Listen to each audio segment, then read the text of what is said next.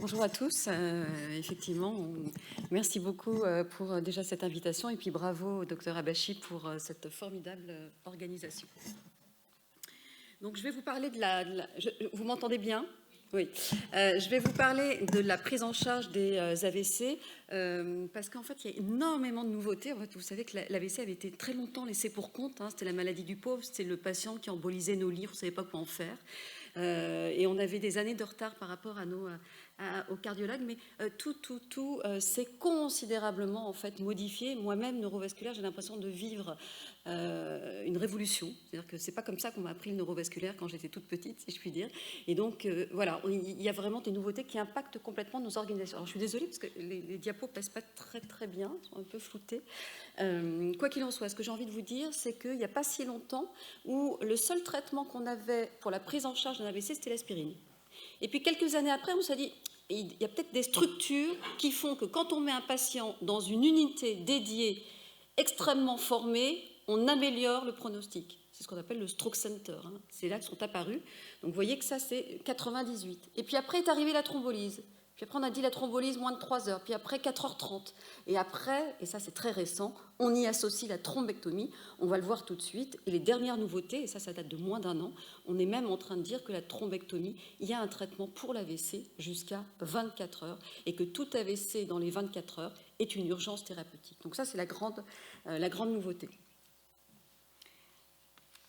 Alors, une histoire de cardiologue, en effet, puisque souvent, moi, mes collègues me disent « vous avez juste 20 ans de retard par rapport à nous ».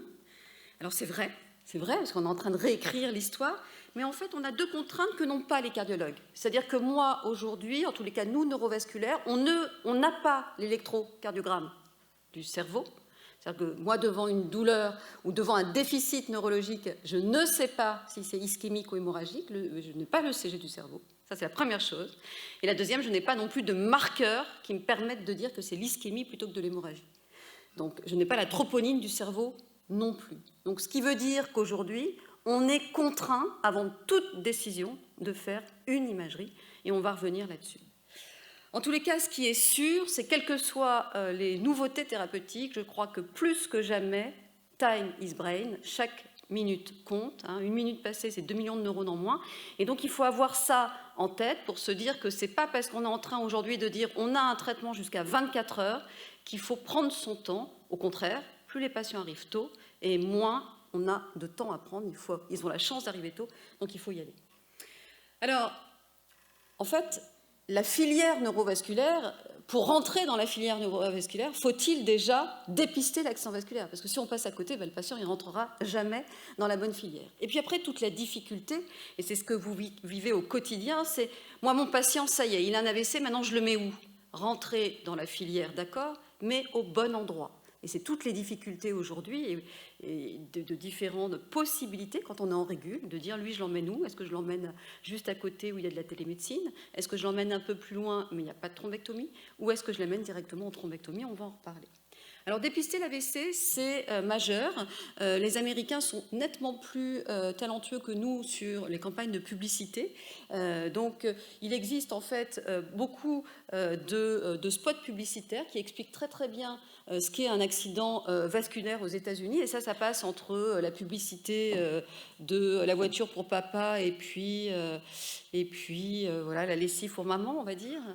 Et en tous les cas, ça marque les esprits. Et c'est vrai qu'il nous manque un petit peu aujourd'hui tout ça dans nos spots publicitaires. Alors pour vous dire à quel point ils sont très forts, c'est-à-dire que... Oula. Je ne sais pas si on peut baisser un peu le son. Voilà. Ça c'était pour vous réveiller, pour voir si vous suiviez.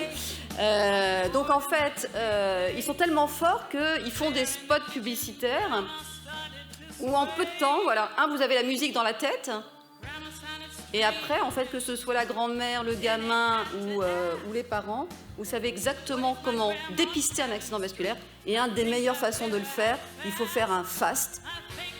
F, la bouche de travers, face. Arm, le bras qui tombe. Speech, le langage qui ne va pas. Je regarde l'heure et j'appelle les secours. Et je crois qu'aujourd'hui, on est en train de trouver une traduction au FAST. Et là, on ne devient vraiment pas bon. Je vais vous montrer tout de suite. Donc, effectivement, vous voyez ça, ces spots publicitaires, ça marche, et ça marque les esprits. Et pour vous dire à quel point, moi je suis toujours un petit peu impressionnée par cette campagne de publicité, c'est que là on est au bout du monde, on attend la médecine, la neurologie elle est difficile, hein, on est en congrès à Hawaï, et on attend un petit vol pour aller sur une petite île. Et là on n'a pas internet, on n'a rien, et on s'ennuie terriblement sur nos portables, et donc qu'est-ce qu'on fait? On regarde les murs. Dans l'aéroport, quand vous voyez, c'est placardé d'affiches, notamment une affiche qui vous explique en très peu de temps ce que c'est un accident vasculaire.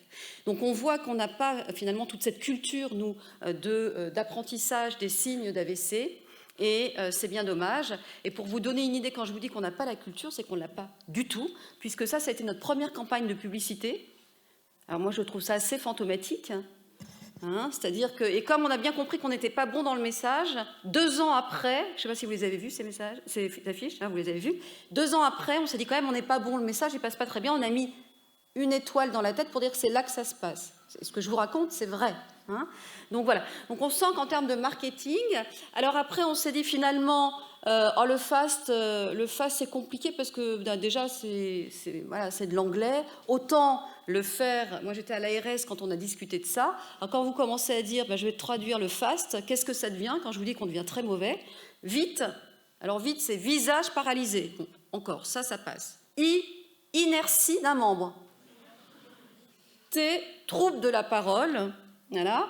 Et comme jusqu'au bout on veut copier, on fait ce petit dessin animé. On s'est dit on va faire pareil. Alors ça fait plus Benabar, hein. On n'est pas sur la même musique de tout à l'heure. Le dimanche à la campagne, c'est toujours grand-mère qui gagne. Tous les deux, on éclate de rire. Je lui dis quel train d'enfer, c'est encore toi la première. Mais soudain, où est son sourire? Son visage se fige à moitié, se paralyse. Alors, je réalise. Alors là, moi j'ai mon petit garçon, quand il a vu ça, il fait « Maman, si tu dois faire une hémiplégie devant moi, j'attends que l'écureuil se pose sur la table pour m'apporter le portable ou je peux le prendre tout seul ?»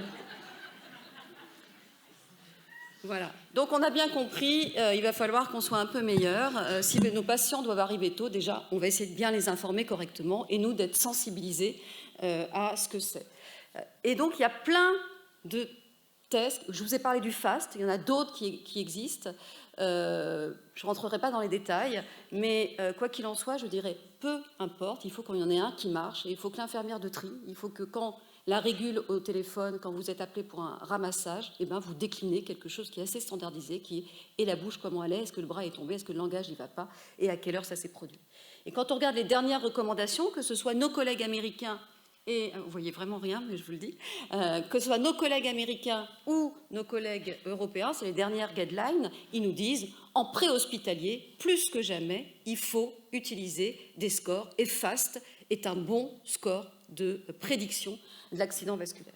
Bon, donc voilà, notre patient, il a fait un déficit, on y a pensé, on l'a évoqué, maintenant il va falloir aller plus loin, et donc faire une imagerie, parce que je vous l'ai dit, c'est pas écrit sur le front, hein. Si je fais la plégie, c'est pas marqué j'ai un hématome ou j'ai une ischémie, tant qu'on n'a pas fait l'imagerie, on ne saura pas. Alors toute la question c'est scanner ou IRM? Je dirais peu importe, faisons avec ce qu'on a, simplement il faut savoir ce qu'on en attend. Donc là elle a 41 ans, elle a une hémiplégie gauche depuis 2 heures, l'INHSS est à 18, hein, je vous rappelle, le INHSS c'est l'évaluation du score de la gravité clinique initiale d'un accident vasculaire, 0 j'ai aucun déficit, 42 je suis mort, l'INHSS à 18 c'est un accident qui commence à être très sévère. Et donc qu'est-ce qu'on en attend? Le scanner, si vous le faites, il va être normal, donc vous n'aurez pas la certitude, néanmoins vous allez faire, alors je crois que je peux passer les diapos quand même, c'est bon. Néanmoins vous allez faire un angioscanner, et sur l'angioscanner, vous allez voir une occlusion de la sylvienne. Donc, elle vient de faire un déficit, on est très tôt, le scanner est normal, il n'y a pas de sang, on a une occlusion, c'est un accident vasculaire. Et si on peut même aller un petit peu plus loin, mais ce n'est pas forcément obligatoire, en tous les cas dans les premières heures on en reparlera, mais si on veut aller un peu plus loin, on fait une perfusion et on voit un petit peu quelle est l'étendue de la souffrance qui va en fait nous indiquer qu'est-ce qu'on a envie de sauver, qu'est-ce qu'on peut sauver, c'est notre cible thérapeutique, la pénombre ischémique. Alors en IRM, c'est vrai que les choses sont un petit peu plus faciles, mais elles sont plus faciles, mais ce n'est pas pour autant que ça marche mieux, et nos collègues européens font de moins en moins d'IRM. Hein. Donc, de plus en plus, scanner, angioscan. Alors, sur l'IRM, pour ceux qui travaillent à l'IRM, moi, je suis dans un centre où on fait essentiellement de l'IRM. Alors, c'est extrêmement confortable, parce que si je prends la même patiente qui vient de faire son déficit, hein, c'est la même patiente avec cette fois une IRM, ben, vous avez, le diagnostic de certitude. Je l'ai fléché là, j'ai pas de pointeur. Je l'ai fléché là. Diagnostic de certitude. Le flair, extrêmement intéressant, c'est une séquence qui se positive dès lors que vous avez un déficit de plus de 3h30, 4h et négatif. Donc et en plus, dans les heures de début, on a l'air d'être bon. Le T2 étoile, je suis désolée, il est à l'envers. Il montre un thrombus posé sur la sylvienne. Et sur l'ARM, il y a une occlusion. Donc en fait, on a c'est moins de 10 minutes, on n'a pas injecté le patient et on a une certitude diagnostique. On voit exactement quel est le thrombus à aller enlever. Donc, pour la première question qui est faut-il faire un scanner ou une IRM, je dirais c'est selon la disponibilité. En tous les cas, dans les moins de 6 heures, scanner, angioscan ou IRM, ARM, peu importe, ça marche pour traiter les patients. Par contre, et on le verra, et avec les données récentes de la littérature, on se rend compte que passé 6 heures, pour aller décider d'une thrombectomie entre 6 et 24 heures, là, il faut de l'imagerie multimodale, et c'est là que les choses se compliquent, et là, il va falloir soit de l'IRM, soit du scanner de perfusion.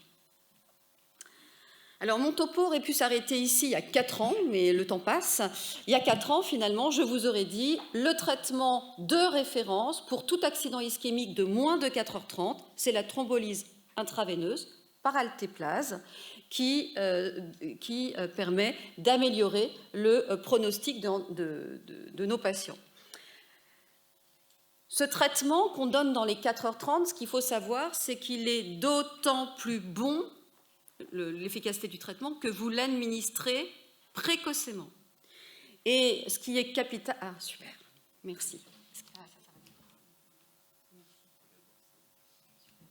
Et ce qu'il faut retenir, et ça c'est extrêmement important, et quand on va parler du parcours patient, il va falloir que vous vous en rappeliez, et s'il y a un message à retenir, c'est qu'on nous a dit la thrombolyse jusqu'à 4h30, d'accord, mais plus le temps passe, moins on est bon, moins on est efficace, et ce qu'il faut retenir, c'est que si vous traitez un patient dans les 90 minutes, et c'est le cut-off à retenir, dans les 90 minutes, vous avez 2 fois plus de patients autonomes à gravité égale dès lors que vous les avez thrombolysés dans les moins de 90 minutes. Sauf qu'avoir un patient à 1h30 pour une thrombolyse, c'est pas facile.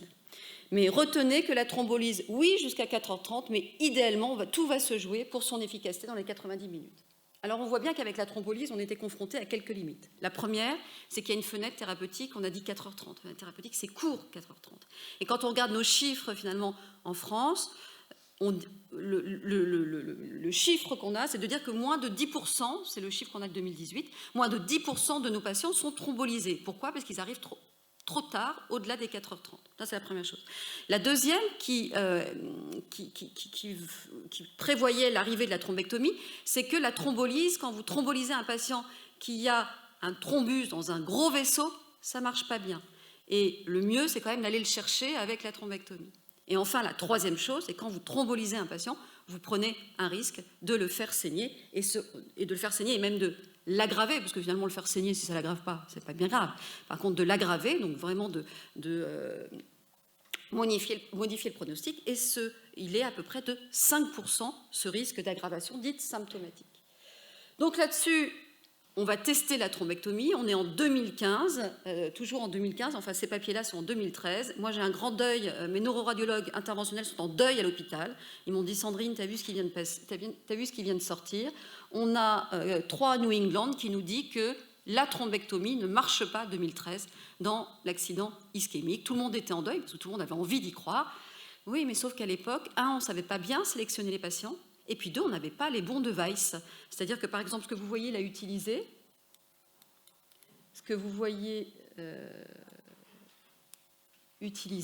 c'est le device dit merci, c'était un tire-bouchon, et ce tire-bouchon-là, en fait, on n'était pas très bon quand on allait chercher le thrombus. 1, on délitait un peu le thrombus, 2, on perforait un peu l'artère, donc ça ne marchait pas.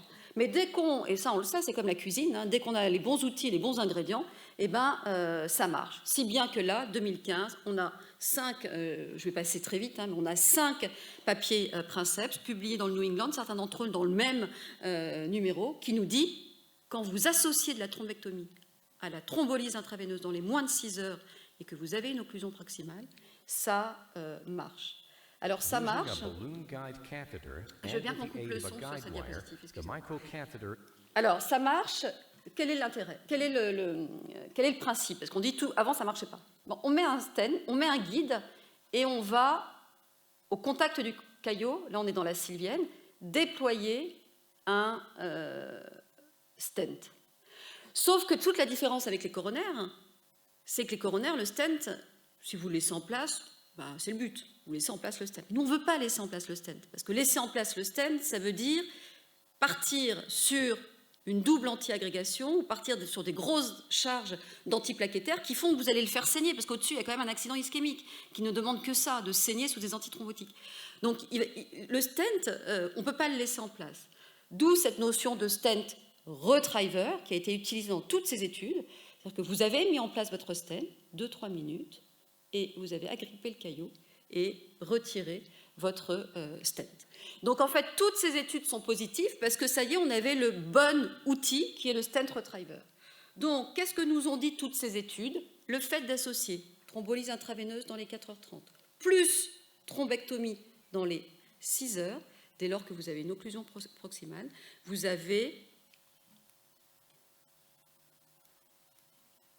2 fois moins, ou 2 fois plus, ça dépend comment on voit le verre, 2 fois plus de patients autonomes à 3 mois. Donc en gros, la petite jeune femme qu'on a vue tout à l'heure qui faisait l'hémiplégie, thrombolyse intraveineuse seule versus thrombolyse IV plus thrombectomie, 2 fois plus de chances de reprendre son job à 3 mois. Pour autant, est-ce qu'on les a fait plus saigner? La réponse est non. Est-ce qu'on les a fait plus mourir? La réponse est non. Donc on n'a pas été plus dangereux en associant la thrombectomie. Et là encore, je vous ai dit thrombectomie jusqu'à 6 heures, mais ce qu'il faut retenir, c'est que plus la thrombectomie est faite tôt, meilleur est le pronostic. Donc finalement, jusqu'à l'année dernière, je me serais arrêtée là. Et là, beaucoup de littérature depuis, et une question qui est soulevée, c'est de dire, mais ne pourrait-on pas proposer une revascularisation après 6 heures pour certains patients? Donc en gros, c'est une façon de dire time is brain, ok, mais time is not the same for all the brain. Donc le temps, d'accord, mais finalement, on n'a pas tous, le temps en fait ne s'écoule pas de la même façon dans le cerveau de chacun. Et est-ce qu'on ne pourrait pas faire un traitement à la carte? En fait, ce qu'on est en train de dire, c'est de dire finalement la pénombre à sauver, qui est notre cible thérapeutique, et bien, chez certains patients, il y a encore, au-delà de 4h30, au-delà de 6 heures, il y a encore de la pénombre à sauver, tout simplement parce qu'ils ont les bonnes collatérales, et puis pour d'autres, il n'y a plus rien à sauver, donc on va être délétère. Donc vous voyez que finalement, moi j'appelle ça la série neurovasculaire. On a eu la saison 1, thrombolyse IV, la saison 2, thrombectomie mécanique, et la saison 3 qui commence, time is mismatch, et on va voir ce que c'est cette notion de mismatch, et ça c'est la grande nouveauté des 6 derniers mois. Donc c'est un peu, vous voyez, comme Casa del Papel, pour ceux qui suivent. Alors j'ai vu qu'il y avait des jeunes, parce que la dernière fois j'ai dit ça, c'était la réunion la semaine dernière, personne ne connaissait Casa del Papel. Alors je me suis dit, voilà, bon, c'est mes enfants qui m'ont aidé à faire la diapositive, hein, parce que moi je ne regarde pas, mais en fait ils m'ont dit, maman, la saison 3, ça sort début juillet. Je fais, nous le neurovasculaire, la saison 3, elle est sortie l'année dernière. Alors effectivement, je vais vous parler de la saison 3, et ça c'est la grande nouveauté. La saison 3, c'est de se dire, la thrombolyse intraveineuse, on a bien compris, dans les 4h30, même si les choses sont en train de bouger, mais je n'aurai pas le temps de vous en parler, et que probablement qu'on peut on peut même thrombolyser des patients jusqu'à 9h, mais je n'ai pas le temps de développer. Et en tous les cas, quid de la thrombectomie après 6 heures? Donc en fait, thrombectomie après 6 heures, c'est de se dire, est-ce que, quand l'artère se bouche, on a une nécrose en rouge? Et autour, on a une zone à sauver, la zone de pénombre. Est-ce que cette zone de pénombre, pour certains, est encore là, c'est-à-dire qu'elle ne s'est pas transformée en infarctus, est-ce qu'elle est encore là, présente, et donc elle est notre cible thérapeutique, et c'est ce qu'on va évaluer. Et pour comprendre tous les nouveaux papiers qui sortent, il faut bien comprendre 2 choses. Il y a 2 façons de dire devant le patient, je reprends la patiente de tout à l'heure. Si j'utilise de l'IRM, je vais dire... Ma patiente est très grave, un IHSS à 18, c'est très grave. Sur l'IRM, que j'ai faite sans injection, nous, c'est comme ça qu'on travaille, on ne fait pas de perfusion, elle a un tout petit accident. Le tout petit accident qu'elle n'a n'explique pas que ma patiente est complètement plégique avec l'APF et visage totalement tourné. Donc ça veut dire qu'elle a une énorme pénombre. Mismatch, donc on a cette première notion de radio clinique. Elle est très grave et sur l'IRM, petit accident. Il y a une autre façon d'évaluer la pénombre ischémique, c'est de faire de la perfusion. Je ne regarde plus la clinique, je regarde juste, j'injecte et je regarde où est la pénombre. Donc, je peux faire de la perfusion en IRM et vous voyez que j'ai une grande zone. Alors, en fait, le pointeur, il arrive sur ma main. Ah, là. Grande zone ici de pénombre. Mais moi, après, chacun travaille différemment. Mais on se doutait bien, puisqu'elle était très grave par rapport. Mais vous pouvez faire une perfusion pour en être sûr. Mais encore une fois, quand on fait une perfusion, on est en train de perdre du temps. Donc, il faut savoir pourquoi on fait la perfusion. Et sur le scanner, pareil, grosse hypoperfusion. Donc, ça, c'est le mismatch radiologique. Et en fait, pour expliquer les nouvelles révolutions qui viennent de tomber, il faut avoir ces deux notions de mismatch en tête. La première étude, c'était thrombectomie après 6 heures. C'était quoi, en fait, le design de l'étude? Votre patient a fait un accident vasculaire, mais ça fait plus de 6 heures et moins de 24 heures. Des patients que vous voyez aux urgences. Et on va les randomiser en 2 bras, selon certains critères. On va regarder ce fameux mismatch. Vous aurez une diapositive tout à l'heure pour tout résumer. Ce fameux mismatch. Donc là, on utilisait de la perfusion, ou de l'IRM de perfusion, ou de l'IRM simple et du scanner. On regardait le petit accident et la clinique. Mismatch radio-clinique. Si vous aviez les critères de mismatch définis, vous étiez randomisé. Soit on vous donne de l'aspirine, soit si vous avez une occlusion, c'est que des occlusions, on part en thrombectomie. Et donc, quand on regarde les résultats, alors vous ne voyez rien sur la dépôt, sauf ce qu'il faut retenir, donc c'est très bien. Ce que vous voyez, c'est que quand vous comparez les patients qui ont reçu de l'aspirine versus ceux qui ont reçu une thrombectomie entre 6 et 24 heures, il y a 4 fois plus de patients autonomes à 3 mois. Donc on est sur des traitements totalement révolutionnaires qui fonctionnent. Pareil pour DEFUSE 3, qui, lui, s'est intéressé à des patients entre 6 et 16 heures. Cette fois, il utilise la notion, tout à l'heure, on a vu de mismatch radiologique. On ne regarde pas la clinique, on fait de la perfusion, on regarde ce qui souffre. Et s'il y a beaucoup de territoires qui souffrent, on dit, lui est un candidat à la thrombectomie. On le randomise en 2 bras, aspirine versus thrombectomie. Là encore, totalement bluffant, complètement concordant avec l'étude Dawn qu'on vient de voir. DEFUSE 3 nous dit, chez des patients ciblés qui ont des mismatchs, le fait d'avoir fait une thrombectomie tardive, au-delà de 6 heures, jusqu'à 16 heures, vous avez 3 fois plus de patients autonomes. Alors, je ne vous cache pas que c'est compliqué. C'est extrêmement compliqué. Et pour vous dire, c'est tellement compliqué que moi, je l'ai affiché dans notre service, simplement parce qu'on n'a pas tout en tête. Ça devient, la sélection du patient devient pour nous, et on voit bien qu'on est dans une frontière, c'est-à-dire que là, tout est en train de se décider. Je pourrais même vous complexifier cette diapositive en rajoutant la thrombolyse qu'on est en train peut-être d'étendre jusqu'à 9 heures avec ECAS-4 qui vient d'être publié. Mais ce que vous devez retenir, traitement de référence dans les moins de 6 heures avec une occlusion proximale, thrombolyse IV plus thrombectomie, au-delà de 6 heures jusqu'à 24 heures, il faut que j'ai soit de l'IRM, soit de la perfusion, donc des centres qui peuvent faire ça. On va sélectionner notre patient et on va avoir des critères qui correspondent aux critères DEFUSE et d'autres. Et à tel point, parce qu'on pourrait se dire, est-ce que ce ne serait pas plus simple quand même de le formuler?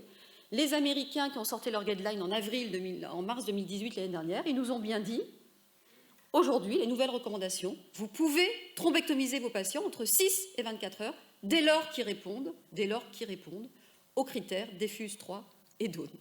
Donc, on attendait les recommandations américaines qui ont fait un copie-coller qui ont été publiées il y a 2 mois, qui ont fait un copie-coller en disant au-delà de 6 heures, jusqu'à 24 heures, si j'ai une occlusion proximale, chez des patients sélectionnés, il faut proposer la thrombectomie.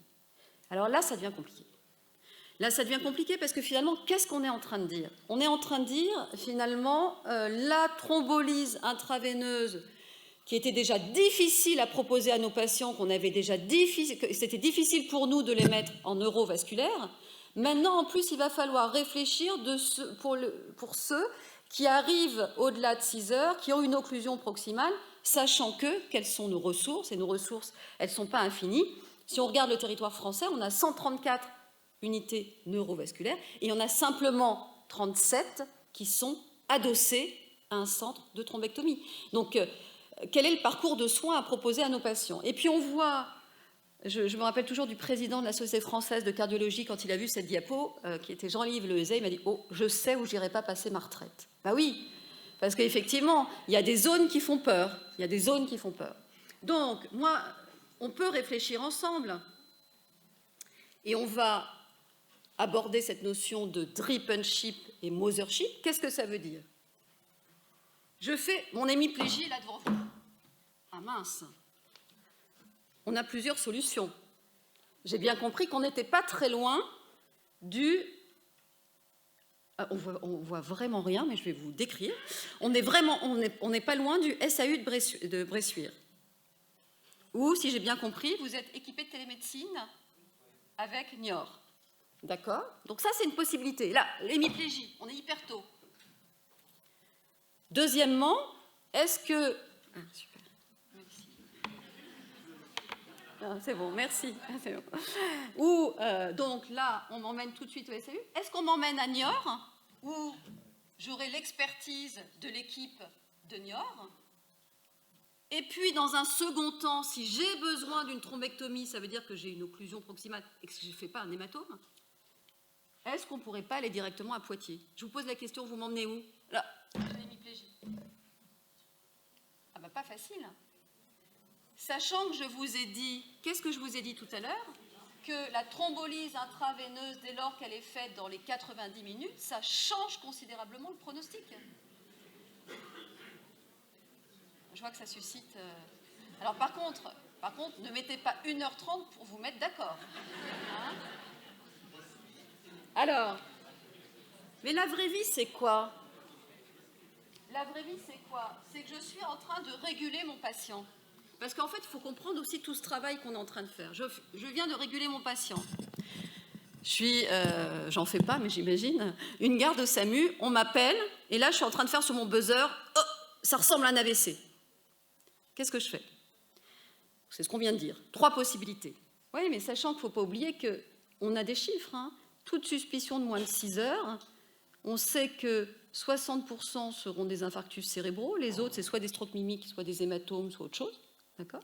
Et dans ces infarctus cérébraux, il n'y en a que très peu qui sont éligibles à la thrombolyse intraveineuse. Donc le risque, c'est quoi?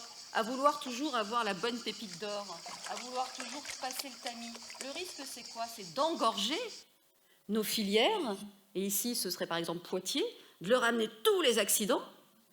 Donc ça devient compliqué, et je n'ai pas la solution, personne n'a la solution. Ce qu'il faut avoir en tête, c'est que si vous avez sélectionné 100 patients, les chiffres nous montrent qu'il y en a, sur les 100 que vous avez eu en régule, 9 bénéficieront d'une thrombectomie mécanique. Parce qu'ils auront l'indication. Hein. Et aujourd'hui, et je ne m'étendrai pas, mais il existe énormément de scores qui, selon moi, n'ont pas beaucoup d'intérêt, qui sont des scores de dépistage en préhospitalier. En fait, c'est du NIHSS modifié, du NIHSS, non pas modifié, je dirais du NIHSS simplifié. Donc, on peut utiliser le RAS4, je ne développe pas. En fait, on regarde, plus vous êtes grave, plus on pense que vous avez une occlusion proximale. Alors ça, c'est vrai. Hein, on sait que le NIHSS supérieur à 10, par exemple, est corrélé à une forte prédiction d'occlusion. Ça peut être un hématome. Mais si c'est ischémique, il y a probablement une occlusion. Alors, nos collègues espagnols sont en train de faire une étude randomisée, où c'est de dire, en fonction du RAS4, en fonction de votre score préhospitalier, je vous envoie directement au Mothership, ou je vous envoie en UNV de territoire, ou je vous envoie au SAU en télémédecine, donc il y a une étude randomisée. L'étude française Presto F, pareil, va commencer, qui est coordonnée par le professeur Emmanuel Touzé à Caen, qui, pareil, va sélectionner les patients selon un score, et ils utilisent également le RAS. Ils utilisent le RAS pour sélectionner les patients, graves, pas graves. Donc vous voyez que ce n'est pas si simple.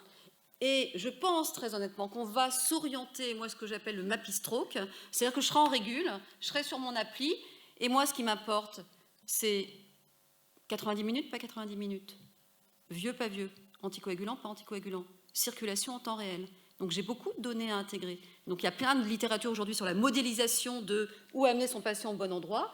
Et il va falloir prendre ça en compte, rentrer tous ces paramètres, et puis dire, bah lui, ok, plutôt SAU pour télémédecine, plutôt lui, UNV de recours direct. La question qui se pose, et je finirai là-dessus, la question qui se pose, c'est est-ce que si on mettait un scanner dans le camion, ce ne serait pas plus facile, hein, c'est mon ECG. C'est mon ECG, moi. C'est mon ECG du domicile du patient. Donc, si je fais un scanner dans le camion, est-ce que ce ne serait pas plus simple? Donc, nos collègues allemands l'ont fait. C'était le camion Stemo. Le camion Stemo nous a montré, mais ça, c'était avant la thrombectomie.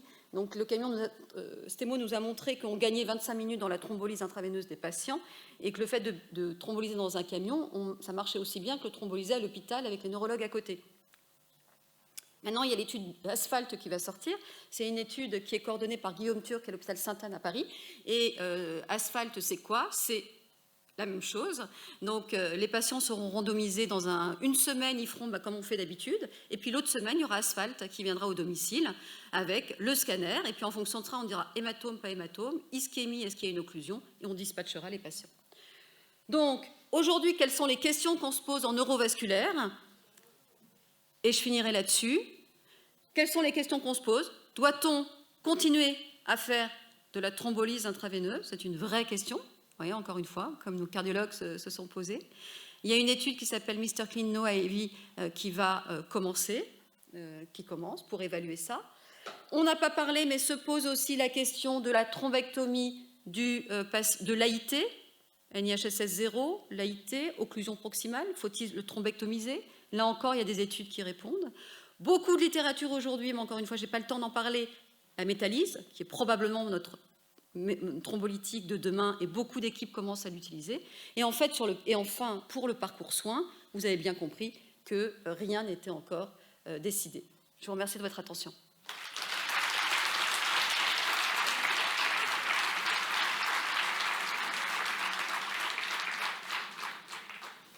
Merci beaucoup pour cette très belle présentation qui était très belle présentation qui était très complète et pratique. J'ai trouvé juste une. Alors, moi, je dirais que la problématique principale, nous qu'on vit en Deux-Sèvres, c'est le plateau technique qui est modulable en fonction des jours. Et effectivement, on a beau avoir des scanners et IRM, si on n'a pas l'équipe médicale et paramédicale derrière, c'est très très compliqué pour faire de la télémédecine. Mais c'est vrai que c'est très compliqué pour orienter le patient vers le traitement idéal. Et il est vrai que, alors on essaye, nous on a fait un algorithme aussi en Deux-Sèvres de façon à orienter le patient au mieux, mais cette orientation elle se fait aussi avec le neurologue, le médecin du 15 et l'urgentiste. Est-ce que vous avez des questions ?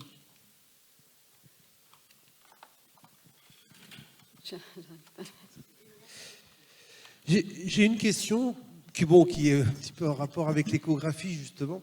Il y avait eu quelques essais, je crois, sur notamment l'apport des ultrasons en thérapeutique sur les AVC. Est-ce que ça a avancé un petit peu là-dessus? Et je rebondirais sur les technologies à venir en échographie. Est-ce qu'on ne peut pas imaginer, dans 15 ans, 20 ans, que justement, plutôt que ce soit le scanner, mais ce soit une certaine forme d'échographie qui soit portée au domicile? Alors, excellente question, tout à fait. Alors, pour la première question, oui, on a pensé à un moment donné que les ultrasons pouvaient améliorer la recanalisation, et notamment au moment du thrombolytique. On vient de répondre à la question, ça a été présenté à l'ESO, là, il y a 15 jours. Donc, dans les dernières publications, le Doppler transcrânien pour la revascularisation, il faut l'oublier, il n'a plus sa place, et ça vient d'être un petit peu entériné, là, il y a 15 jours. Alors, l'autre chose, et je rebondis tout à fait avec cette question, moi je me rappelle de Karim Tazarout, qui est un ami à moi, qui m'appelle de Lyon et qui me dit « Bon Sandrine, c'est quoi le meilleur score pour prédire l'occlusion ?» Je lui dis « Mets-toi au transcrânien. » Il n'y a pas de meilleur score que le NIHSS. Hein. Donc on est en train de dire on va faire des races, on est en train de faire du NIHSS simplifié. Donc moi je trouve que faisons du NIHSS. Pourquoi on ferait du simplifié? On n'est pas complètement neuneux en préhospitalier. Pourquoi on ferait du NIHSS? Enfin, après pour les équipes pas formées, tout ça, mais je ne comprends pas très bien. Et je pense que demain, et moi je te suis complètement, c'est que demain, moi je monte toujours mon iPhone, mais là je vais le faire avec le pointeur. Je pense que demain, ce sera l'iPhone. Ce sera bon, probablement ça dans quelques années ischémique ou hémorragique, mais avant ça, on sera au domicile du patient, ce sera tous mis au transcrânien, occlusion, pas occlusion. Alors vous allez me dire oui, mais alors souvent on me dit oui, mais les fenêtres, oui, bon, enfin, il y en a que 10%, ou enfin tu connais mieux que moi l'échographie, mais 10 ou 20% qui n'ont pas de fenêtre. Hein. Moi je me rends compte que c'est pas vraiment un souci pour mes patients, mais en tous les cas, ça nous permettra de faire un tri, et ce sera le meilleur score qu'on puisse dire, qu'on puisse avoir. Oui, tout à fait. Oui.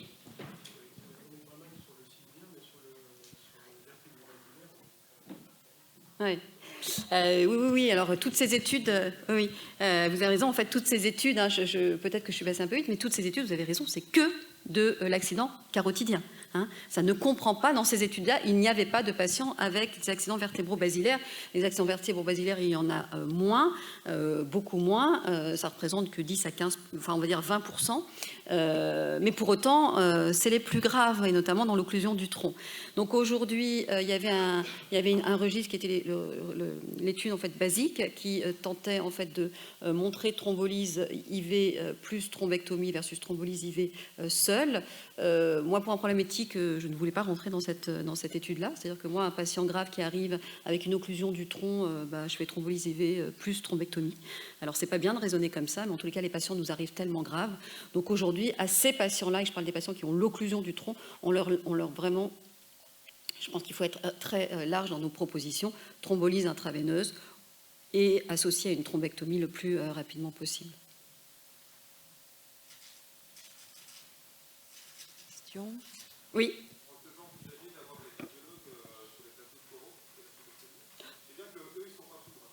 Ouh là là. Alors là, je ne le répéterai pas. Oui, alors effectivement, c'est le grand débat actuellement. Hein. La question, c'est il n'y a pas assez de neuroradiologues interventionnels. Ça, c'est un fait. Et puis les cardiologues, ça fait 20 ans qu'ils font le boulot, donc ils savent très bien les naviguer et poser des stents. Moi, j'entends toujours Gilles Montalesco, avec qui je travaille, qui est le chef de service de cardio à la Pitié, qui me dit j'ai essayé de monter ce que vous utilisez là, vos solitaires, vos stent retrievers dans les coronaires. C'est pas le même matériel. Oui, on n'a pas le même matériel, on n'a pas les mêmes artères. Donc le geste est totalement différent. Je pense qu'on va mutualiser nos tables. Je pense qu'avant de mettre les cardiologues dans la boucle, il faut mettre les neurologues dans la boucle. Moi, je suis trop vieille, hein, je ne vais plus apprendre la neuroradiologie interventionnelle. Mais en tous les cas, nos jeunes, et c'est ce que je dis, c'est que vous avez un beau métier qui s'offre à vous. Vous êtes neurologue, il faut vous mettre à l'interventionnel. Et je crois que dans un premier temps, déjà concentrons-nous là-dessus. Et on s'est discuté, on a une prochaine réunion au ministère de la Santé dans 15 jours pour rediscuter de tout ça, notamment de la formation du neuroradiologue. Quelle formation doit-on attendre pour valider être NRiste? Et les cardiologues, en fait, ce qui avait été décidé, ça c'était il y a 1 an, et c'est pour ça qu'on se revoit, les cardiologues, on avait dit, on en parlera, on les mettra dans la boucle quand vraiment on n'arrive pas à écluser le nombre de patients. Voilà.